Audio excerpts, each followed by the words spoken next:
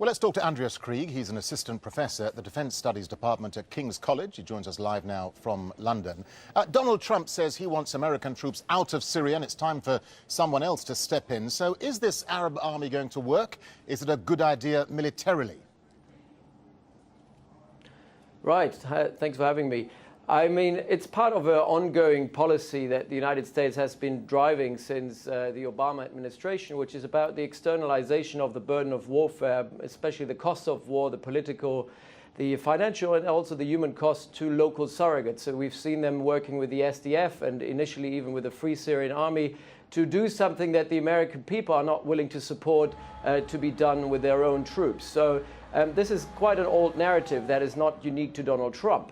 But what needs to happen here is that even Donald Trump's the troops of the United States that Donald Trump has in northern Syria at the moment are roughly 2,000 professional uniformed Americans who work as force multipliers to existing local forces. So it's also important to highlight that 2,000 forces will not be enough on their own to actually stabilize the north of Syria. What needs to happen is you need a professional force of roughly 2,000, as the Americans have now, that can actually embed and control local forces that you work with as surrogates. Okay. The question now is who in the Arab world would be willing to do that, right? Yeah, well, that's an important point you make, because the US is suggesting the army could be made up of troops from Saudi Arabia, Qatar, the UAE and Egypt, but 3 of those countries currently have a diplomatic and commercial standoff, an embargo on Qatar. So that's not going to work, is it?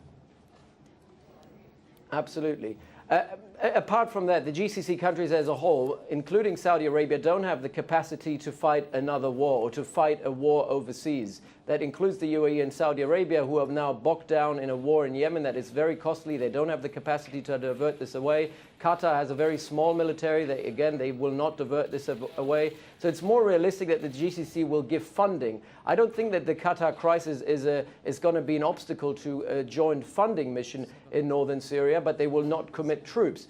And plus, on the other side, I mean, the Gulf crisis has led to some sort of rallying around the American flag, if you will. So all sides, the Saudis, the Emiratis and the Qataris, are trying to entice and wow the Americans and showing them what a reliable partner they are. So I think both sides will probably try to commit to a Trump policy, but the commitment will probably be a financial one rather than one where they will be sending troops. Andreas, a final thought from you. What about key regional players like Russia and Iran? I mean, the Iranians will say, hang on a sec, this is just a cover for Saudi Arabia to take on Iran and its ally Hezbollah in Syria.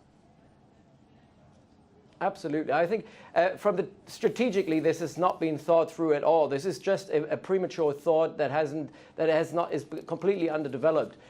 First of all, I mean, it's a rick-rack of different forces in northern Syria. If you want to send an Arab force in there, which is you've got Kurds there, you've got the Iranians there, is it going to be a Sunni force in a Shia territory? All these things have not been discussed.